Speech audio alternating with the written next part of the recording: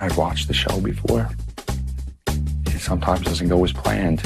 You gotta build up that resume.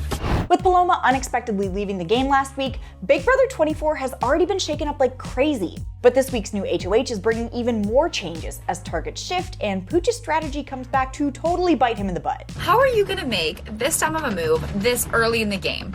I mean, come on, what is this guy thinking? Ugh, let's get into Big Brother 24 this week. I'm Anna Rumor, and this is Pop Culture Social Call.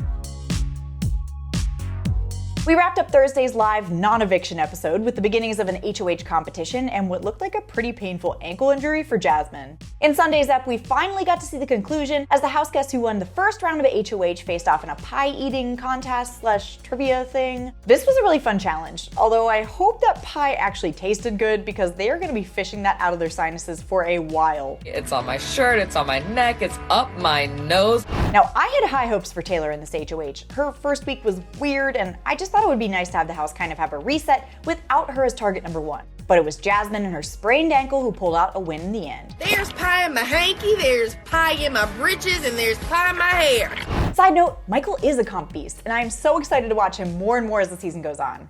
Now, Jasmine still wants to target Taylor, which at this point is kind of a boring choice, but she doesn't want to get blood on her hands, I kind of get it. But things are kind of shifting around alliance-wise. Michael's starting to get closer to Taylor, realizing that she'll probably be down to make big moves, and also smartly recognizing she's a really good shield. And while the guys and the girls are mostly aligned with each other, there's no mega alliance taking over the house this season. Hallelujah, I think Summer might be saved. There's also not a ton of solid strategy for this week's nominations, other than Taylor, which is why I found it extra hilarious that Pooch comes up with this plan saying he's got a really good read on the house right now. Okay, but this is his plan. He tells pretty much anyone who will listen that he'll go on the block as a pawn, sit next to maybe Brittany, who he thinks he can beat, and then Taylor won't have a chance to win veto and the house can backdoor her. I know the pawn that feels the best usually shouldn't feel that good, but I feel pretty damn good about going to get this veto.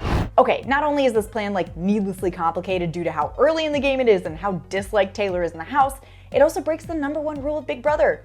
Don't volunteer to go on the block. Pawns go home. And it looks like that might be what's gonna happen because Jasmine's like, well, he volunteered, he's a threat, why don't we switch the target? Now, at the nomination ceremony, it's Pooch sitting up there just as he wanted, but next to Taylor. Also, Jasmine dropped the nomination box. That was so funny. These are the moments that I live for.